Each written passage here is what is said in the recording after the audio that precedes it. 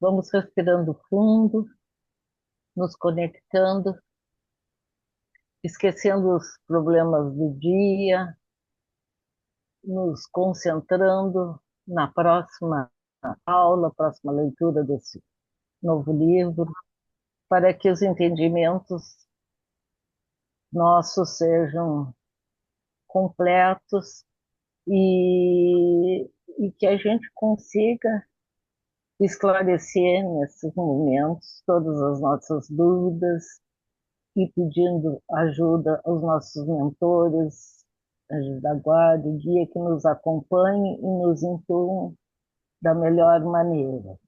Pai nosso que estais no céu, santificado seja o vosso nome.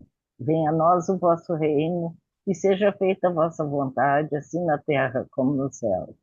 O pão nosso de cada dia dai-nos hoje. Perdoai as nossas ofensas, assim como nós perdoamos a quem nos tem ofendido. E não nos deixeis cair em tentação, e livrai-nos de todo mal. E que assim seja. Que assim seja. Vamos lá, então, pessoal, seguindo nos estudos do nosso novo livro, Entre a Terra e o Céu, uma psicografia do Chico Xavier, em parceria com André Luiz, capítulo 2, página 11 do PDF, para quem está acompanhando, no cenário terrestre. Numa sala ampla, em que numerosas entidades trabalhavam solícitas, Clarencio recebeu da jovem um pequeno gráfico que passou a examinar cauteloso. Em seguida, comentou espontâneo. Ainda agora, falávamos de responsabilidade. Eis um fato que nos ilustra os conceitos. E exibindo o documento que trazia nas mãos, explicou. Temos aqui uma oração comovedora, que superou as linhas vibratórias comuns do plano de matéria mais densa.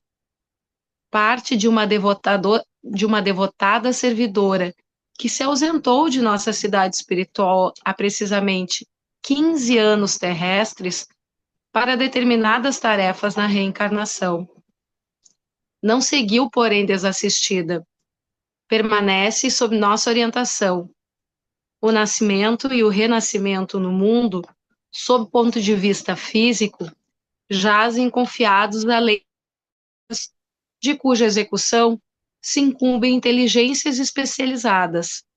Contudo, em suas características morais, subordinam-se a certos ascendentes do espírito.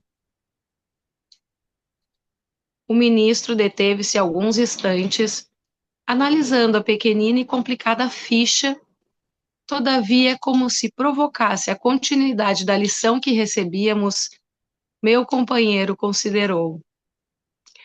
Mas, indiscutivelmente, na reencarnação há um programa de serviço a realizar. Sim, sem dúvida, aclarou o instrutor. Quanto mais vastos os recursos espirituais de quem retorna à carne, mais complexo é o mapa de trabalho a ser obedecido. Quase todos temos do pretérito expressivo montante de débito a resgatar, e todos somos desafiados pelas aquisições a fazer. Nisso está o programa, significando em si uma espécie de fatalidade relativa no ciclo de experiências que nos cabe atender.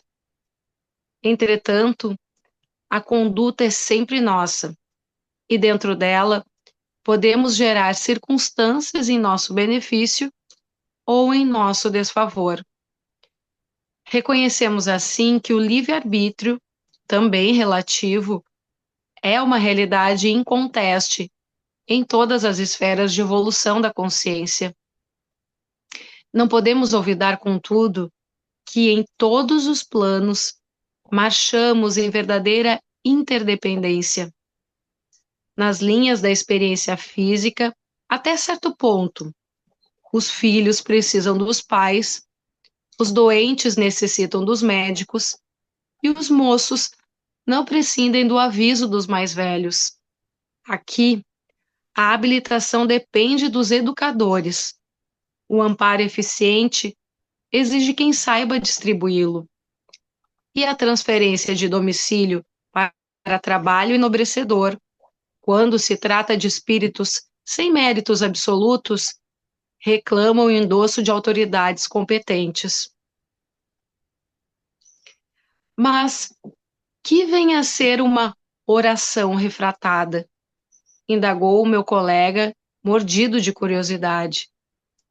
Hilário fora igualmente médico no mundo, e tanto quanto eu, permaneci em tarefas ligadas à responsabilidade de Clarencio, adquirindo conhecimentos especializados. A prece refratada é aquela cujo impulso luminoso teve a sua direção desviada, passando a outro objetivo. Inclinávamos-nos a desfechar novas perguntas, no entanto o orientador sossegou-nos esclarecendo. Esperem, reconhecerão comigo que nos achamos todos emanados uns aos outros. Em seguida, falou para a jovem que observava respeitosa. Chame a irmã Elália. Alguns momentos passaram rápidos e a cooperadora mencionada apareceu irradiando bondade e simpatia. Irmã, disse Clarencio preciso, este gráfico registra aflitivo apelo de Evelina, cuja volta ao aprendizado na carne foi garantida por nossa organização. Parece-me estar a pobrezinha em extremas dificuldades. Sim, concordou a interpelada. Evelina, apesar da fragilidade do novo corpo, vem sustentando imensa luta moral. O pai, sobrecarregado de questões íntimas, tem a saúde periclitante, e a madrasta vem sofrendo obstinada perseguição por parte de nossa desventurada Odila. A genitora de Evelina? Sim, ela mesma. Ainda não se resignou a perder a primazia feminina no lar.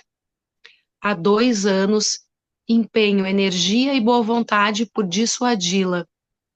Vive, porém, enovelada nos laços escuros do ciúme e não nos ouve. O egoísmo desbordante fala esquecida dos compromissos que abraçou.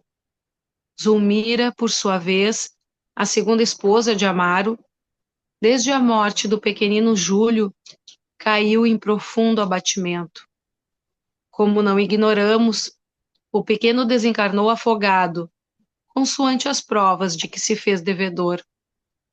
A madrasta, contudo, que chegou a desejar-lhe o desaparecimento por não amá-lo, encontrando-se sob as sugestões da mulher que a precedeu nas atenções do marido, crê-se culpada.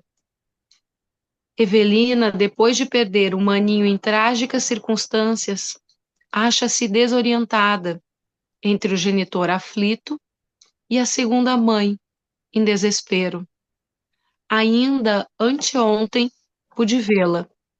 Chorava comovedoramente diante da fotografia da mãezinha desencarnada, suplicando-lhe proteção.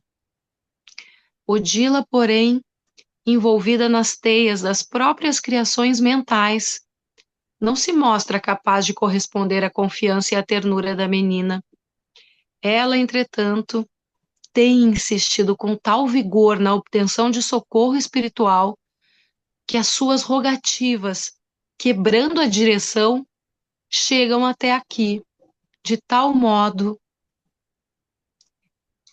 Reparávamos o pequeno gráfico em silêncio. Sustando a pausa longa, o ministro fixou Hilário e indagou. Compreendem agora o que seja uma oração refratada? Evelina recorre ao espírito materno, que não se encontra em condições de escutá-la, mas a solicitação não se perde. desferida em elevada frequência, a súplica de nossa irmãzinha vara os círculos inferiores e procura o apoio que lhe não faltará. Passeando em nós o olhar muito lúcido, concluiu: desejariam cooperar conosco na tarefa assistencial? Sem dúvida, o caso fascinava-nos a atenção. O orientador, no entanto, recomendou esperássemos 2 dias. Desejava inteirar-se a sós de todas as ocorrências para instruir-nos com segurança quando estivéssemos a usufruir-lhe a companhia. Nossa excursão, todavia, foi marcada e, no momento preciso, achávamos-nos a postos. Sem delonga na viagem, Clarencio, Eulália, Hilário e eu encontramo-nos em residência modesta, mas confortável, num dos bairros do Rio de Janeiro. O relógio citadino acusava exatamente 21 horas. Entramos. Em estreito compartimento, à guisa de gabinete de trabalho e biblioteca, um homem de 35 anos, presumíveis, lia com visíveis sinais de preocupação um manual de mecânica. Na secretária singela, desdobravam-se publicações diversas, denunciando-lhe os estudos. Clarencio, assumindo com mais propriedade o papel de mentor do nosso grupo, informou gentil: este é Amaro, o chefe da casa. Tem, no longo pretérito, complicados compromissos. Em muitas ocasiões, usou projéteis e lâminas de ferro para o mal. Hoje, é servidor, categorizado numa ferrovia. Em seguida, passamos a gracioso quarto próximo. Encantadora adolescente de 14 anos, bordava iniciais num lenço de linho. Magra e triste, parecia concentrar a mente nos olhos grandes e serenos. Não nos assinalou a presença, mas ao contato das mãos espirituais do ministro, revelou indefinível contentamento interior. Instintivamente, desviou o olhar do pano-alvo e fixou-o num retrato de mulher que pendia da parede. Sorriu, enlevada, qual se conversasse com a imagem, enquanto Clarencio nos dizia: esta é a nossa Evelina, cuja reencarnação foi por nós organizada faz alguns anos. A fotografia é uma lembrança da mãezinha que já partiu. Evelina está ligada aos pais através de imenso amor desde séculos remotos. Veio ao encontro de criaturas e situações das quais necessita para a garantia da própria ascensão. Mas trouxe também consigo a tarefa de auxiliar os progenitores. No momento, acredita-se amparada pela mãezinha. Entretanto, pelos méritos já acumulados na vida espiritual, é ela mesma quem continua socorrendo o coração materno, ainda em luta. Abracei comovido a mocinha estática, que se guardava em luminoso halo de tranquilidade, e por alguns instantes meditei na grandeza do amor e na sublimidade da oração. Final do capítulo 2. Bom, a gente viu, então, no início do livro, a semana passada, do capítulo 1, que se trata da prece, né? E vimos também que para nós, assim, que temos uma compreensão de espiritualidade, a palavra prece, orar, rezar ou até meditar, na realidade, elas são muito parecidas e não teria diferenciação sob esse ponto de vista nosso. Por quê? Você vai dizer assim, vou conversar com Deus, vou conversar com o mundo espiritual, eu vou abrir a minha alma, orar. Eu vou repetir orações, mas eu tenho que sentir as palavras, eu vou recitar, então eu vou rezar. Ou a prece, que seria também juntando o rezar com o orar. Então, tudo é a mesma coisa. Todo o nosso pensamento que é direcionado ao mundo espiritual, ao universo, vamos chamar de universo como um todo, é registrado. O nosso pensamento, ele é uma antena psíquica que ele emite vibrações e recebe vibrações. É uma antena psíquica eterna. Nós somos uma luz eterna, espíritos eternos. Ocasionalmente nós podemos entre nós aqui chamar de mundo dos encarnados, né? Se a gente tivesse desse duplo inferior, logo superior, estamos encarnados do outro lado, ou seja, espíritos com o corpo espiritual da outra dimensão. Mas continuamos a ser aquela individualidade, nós somos aquela luz. A nossa luz, o nosso espírito, ele é criado a partir da energia cósmica, tá? Universal, superior, que é Deus, e tem todo aquele processo até se individualizar, e quando ele é dotado de uma determinada razão, um fator racional, nós ascendemos a faixa dos seres humanos, né? Do espírito humanizado, né? Então, a partir dali, nós temos uma longa trajetória para compartilhar do pensamento perfeito, que é o mundo angelical. Esse é o nosso destino. E é inexorável. Todos nós um dia vamos chegar lá. Alguns vão levar milênios, muitos milênios, e não importa essa trajetória. Importa o aproveitamento psíquico que nós fazemos do poder da vontade, que é o livre-arbítrio. Então, quando nós invocamos, aí diz também no capítulo 1 lá, a diferença, o Hilário. Quem é o Hilário? O Hilário foi um médico quando era encarnado, ele era contemporâneo do André Luiz, e também acabou no Nosso Lar, vem do Nosso Lar, tem lá uma trajetória, é colega médico do André Luiz no Nosso Lar, e está tendo em várias dessas obras do André Luiz, ele aparece, esse personagem, o Hilário. Então, era um médico, espírito desencarnado, médico, e que estava acompanhando essa investida nessa obra que nós vamos ver várias vezes ele se manifestando. E o Hilário, acompanhando essa equipe, a equipe quem é o Clarencio, que já vimos o Clarencio quem é, né? Então, esse livro foi psicografado em 1954, bem no início, lá, janeiro de 54, ele foi elaborado em 53. Eu já disse até no início ali que a questão dessa obra aí, ela envolve algumas encarnações que dão informações anteriores a deste presente e das encarnações, da encarnação posterior, futura. E esse livro, aí, que diz assim, foi em 54, não podemos esquecer do Nosso Lar, que foi em 1943. Em 43, quem fez o resgate lá do André Luiz, a pedido da mãe dele, lá embaixo, nas regiões umbralinas, foi o Clarencio. O Clarencio é esse mesmo personagem, esse ministro Clarencio que aparece, né, que é o personagem esse dirigente espiritual dessa tarefa que eles estão realizando. E não vamos esquecer também do Clarencio, daquela obra que a gente já citou aqui, lá do outro lado, né, do Inácio Ferreira, que dá de 2017, que o Clarencio aparece naquela obra, na visita que o Inácio Ferreira e o Odilon fazem ao Nosso Lar, naquela excelente obra.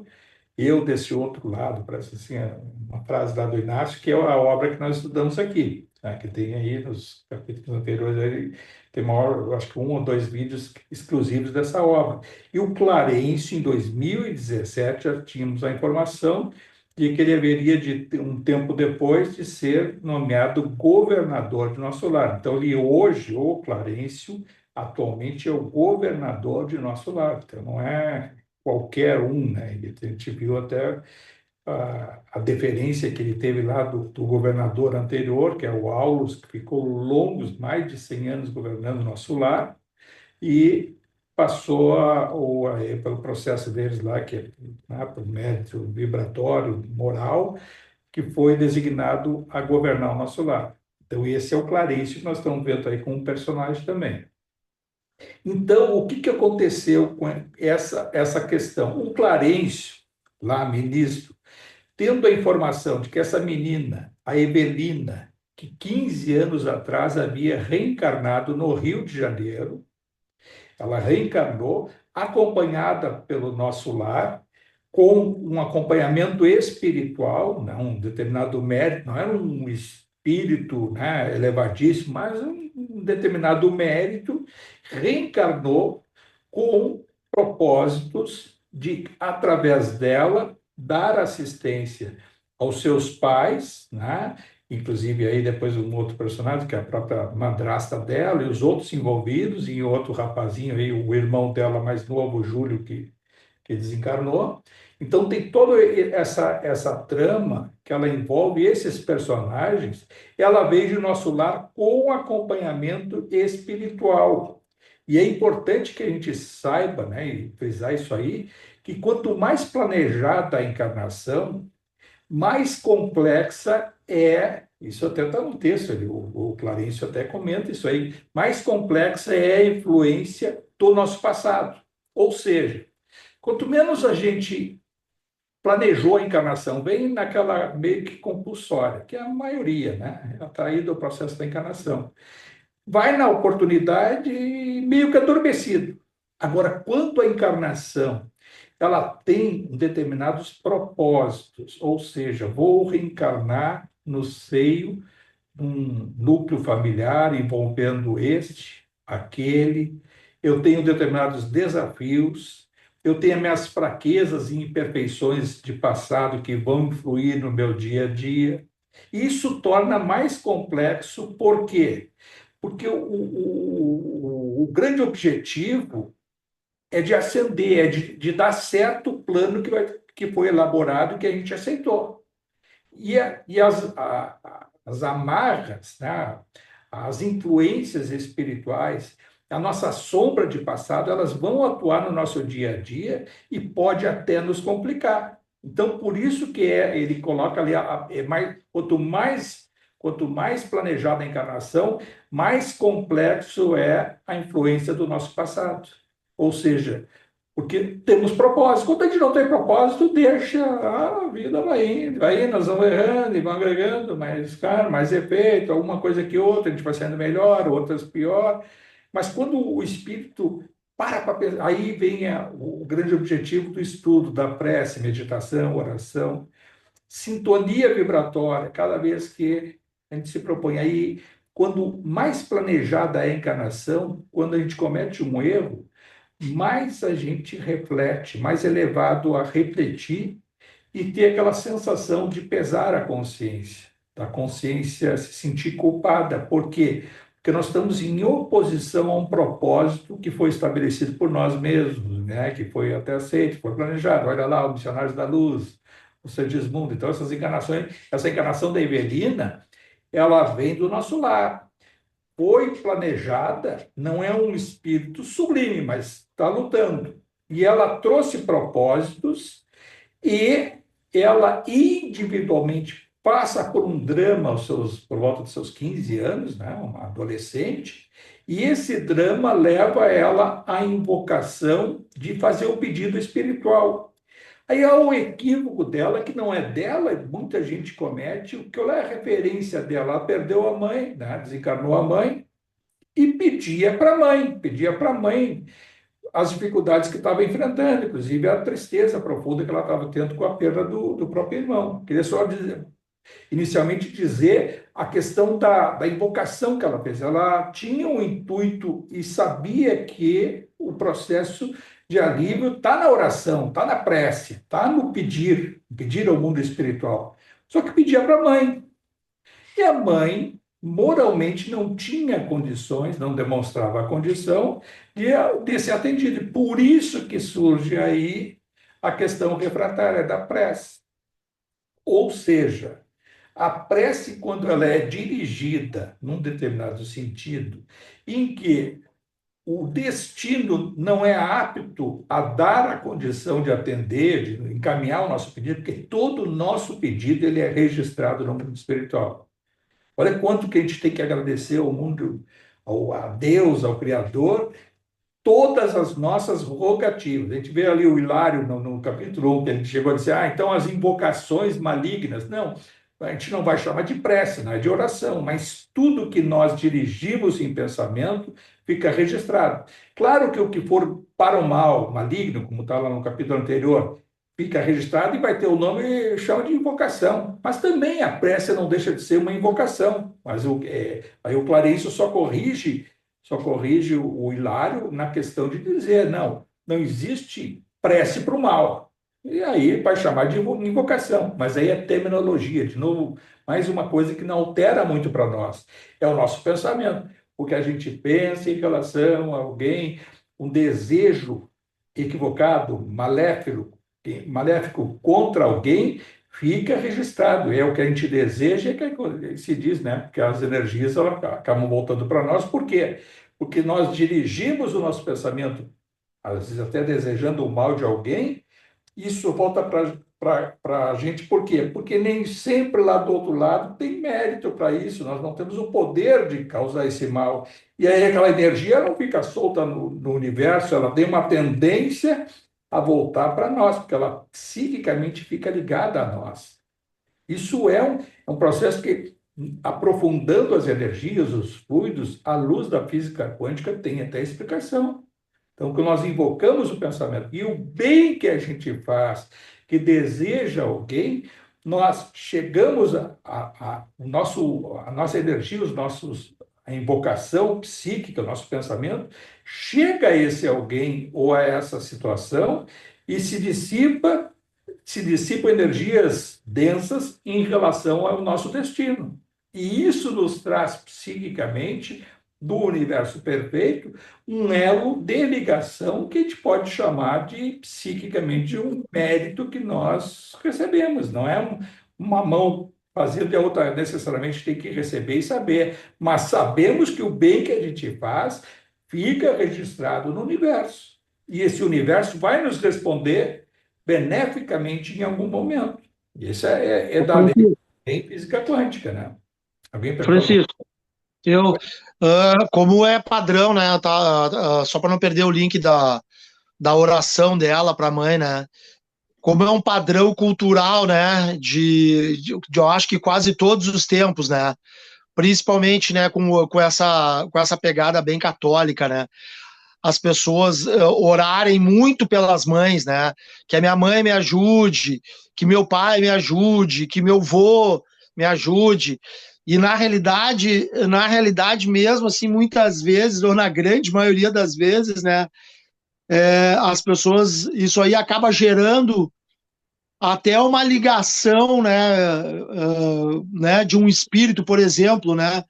A tua mãe está numa situação complicada, tu está numa situação complicada, e vocês acaba se fazendo um elo de sofrimento, né? Porque uma não tem condição de ajudar. O livro está dizendo aí, né? Ela é enredada nas próprias teias dela, né? E na realidade, muitas vezes as pessoas fazem uma oração por alguém que já morreu, essa pessoa está tão enrolada, né? Que ela acaba se grudando em ti e isso vira um ciclo vicioso de auto-obsessão e obsessão assim recíproca, né? Porque é complicado isso, né?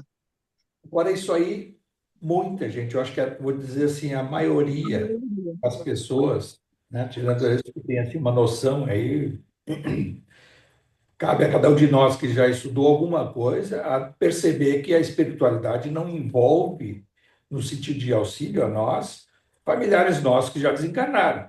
É lógico que há exceções, né? Tem pessoas que, do outro lado, tem um pai, um avô, um tio, um familiar próximo, que já passou alguns anos e tem a condição de nos auxiliar e nos auxilia. Mas, em geral, quem está em sofrimento e invoca um desses não consegue interagir com esse espírito, porque o outro se torna até fragilizado, porque ele está determinando, demonstra um determinado equilíbrio do outro lado, mas vendo o sofrimento do seu afeto aqui, mesmo no momento de prece e oração, ele se desajusta e se desequilibra. E é nesse momento em que os amigos espirituais desse desencarnado lá do outro lado que está sendo invocado e daquele que está aqui em prece sincera pedindo, há essa interferência, que foi o que aconteceu aqui com essa menina, que o Clarencio recebe, pode perceber nitidamente que quando ele está lá no nosso lar, ele estava no nosso lar, ele não estava na beira da casa dela, né? Ele estava estudando com André Luiz e com Hilário essa questão, e claro que isso aí é livro, né? Eu não vou dizer assim, foi no mesmo dia, ou foi na mesma semana, ou tempo depois. Ele, na realidade, o Clarencio, ele está acompanhado daquele grupo ali, do Hilário, do André Luiz, e tenta e faz com que eles saiam dali em missão para socorrer essa menina, e é claro que fica ali subentendido, ele até pede o auxílio para a Eulália, a tal de Eulália ali, que é a assessora dele, ela registra na ficha dessa Evelina o pedido dela, e aí não se sabe como é isso, mas o registro foi o quê? O pedido da Evelina foi feito ao mundo espiritual. Qual é que é a tua ficha? A tua ficha está onde? Ah, vai mandar lá para o Inácio? Não. Vai mandar lá para não sei o quê, Salvador, para a China, para a Rússia? Não. É o nosso lar. Então, qual é essa menina? Qual é que é a ficha dela? É nosso lar. Onde dentro do nosso lar? Qual é o grupo que é responsável por essa encarnação?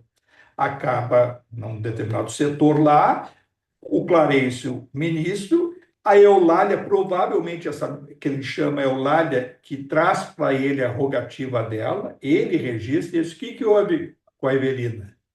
Aí é que ela vai descrever, e aí que eles vão estudar. E aí a proposta que faz o Clarencio, vamos em conjunto acompanhar esse caso, quer dizer, serve para nós estamos aqui de fora, lendo, procurando estudar essa obra.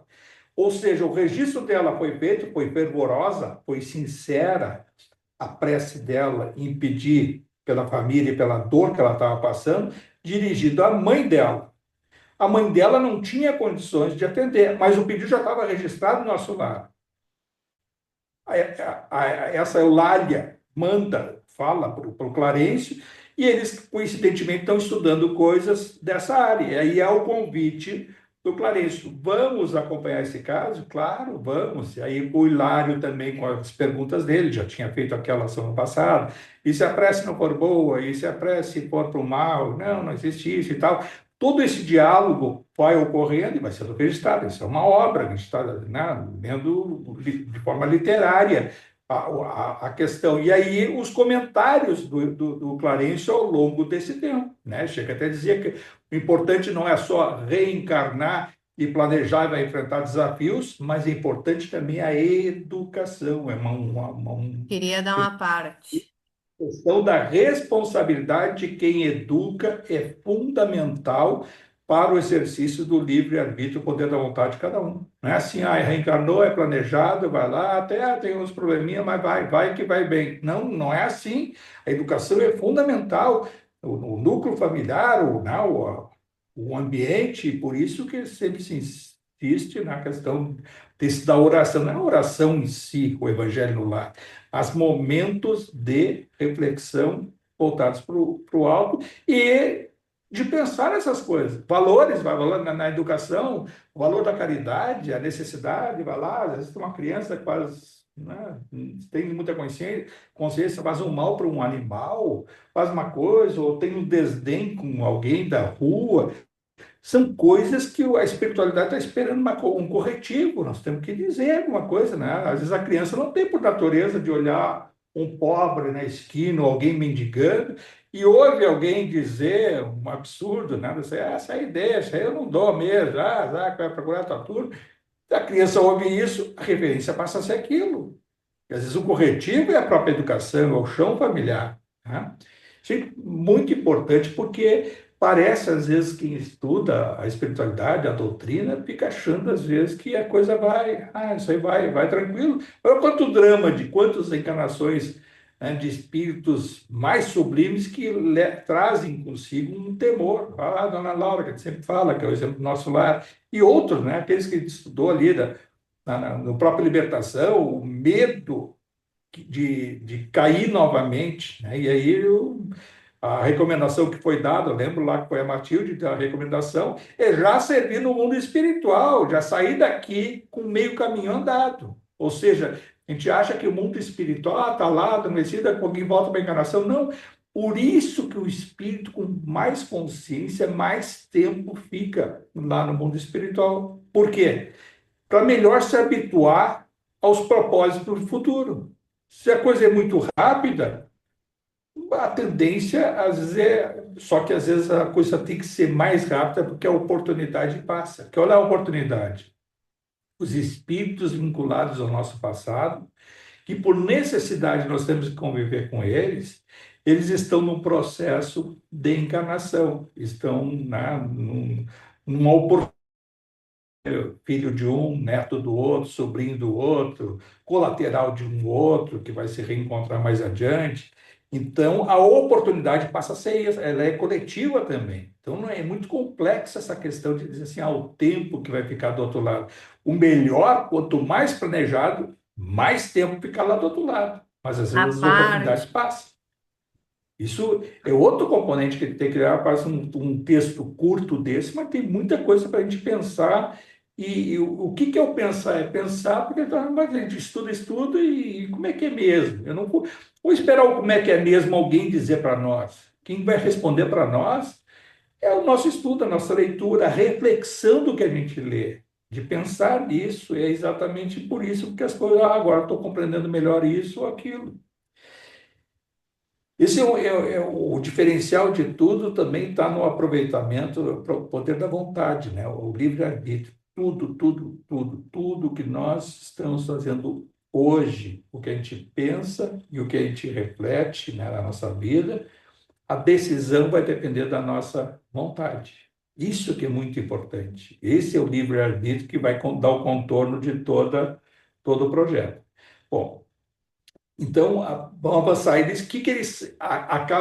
Eles saem, então, o Clarencio convida esse grupo, né, Eulália, o Hilário e o André Luiz, a irem até a casa da Evelina, no Rio de Janeiro. Ela mora num bairro do Rio de Janeiro, e está no texto isso, né, num bairro do Rio de Janeiro, e vão fazer a visita a essa residência. Chegam lá em 2 dias, diz ele ali, que 2 dias depois saíram para essa excursão, e chegam à casa dessa família. E essa família é constituída pelo pai, o Amaro, pela Zulmira. Isso é importante os nomes, porque são personagens que depois vão se encadear em outras histórias, né? Então, é o Amaro, que é o pai, a Zulmira, que é a madrasta, que substituiu como esposa o nome dela, Odila, né? Odila, que é a mãe da Evelina, que ela fez a rogativa para Odila.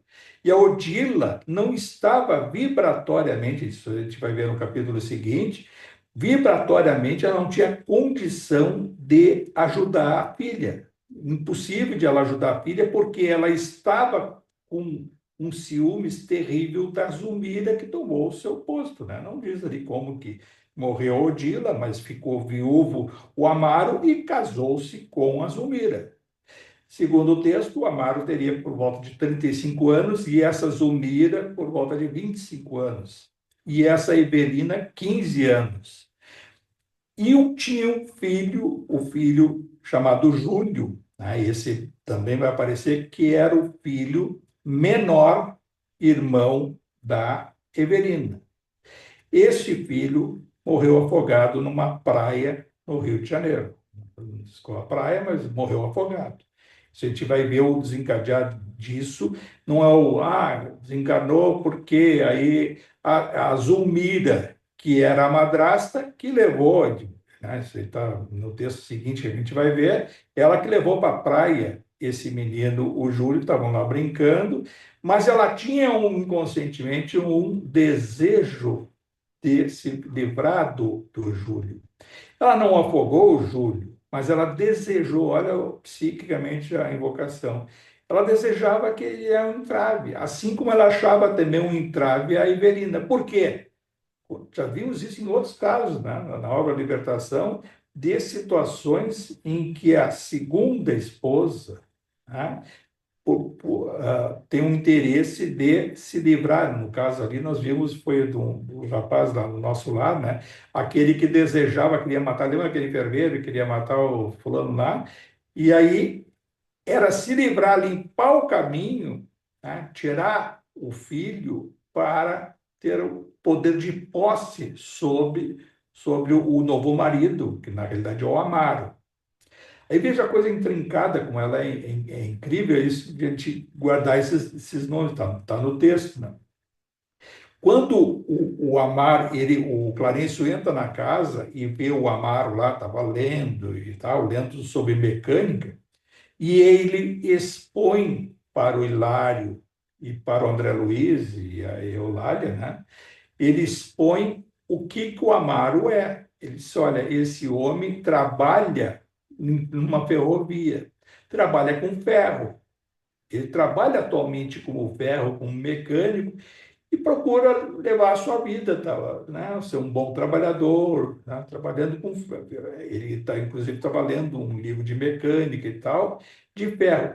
E aí o Clarencio diz: no passado, aí vem aquela coisa, encarnações, nós estamos vendo encarnação presente, passado e futuro. No passado, este Amaro trabalhou com ferro e utilizava, ele fazia lâminas de ferro e projetis, né, para praticar o mal, ou seja, ele usava lâminas para quê?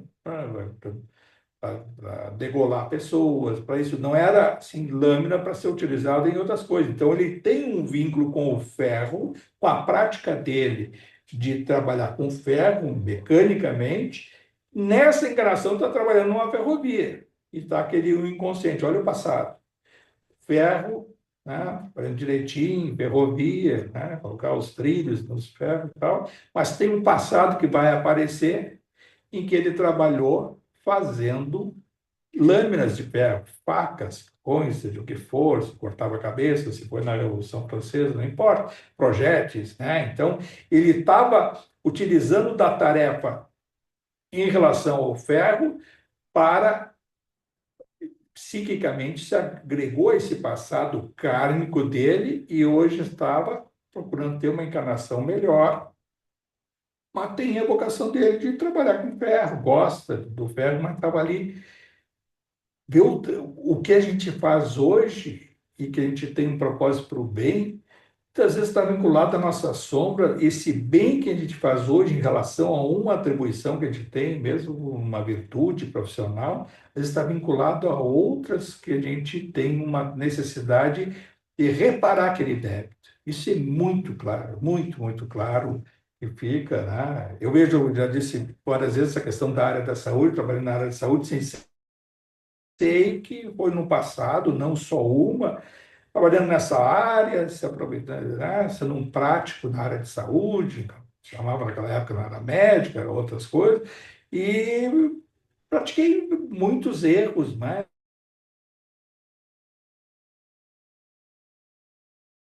Não iria conseguir ter um pouco mais de alívio no kármico, liderando só um processo, e sim trabalhar numa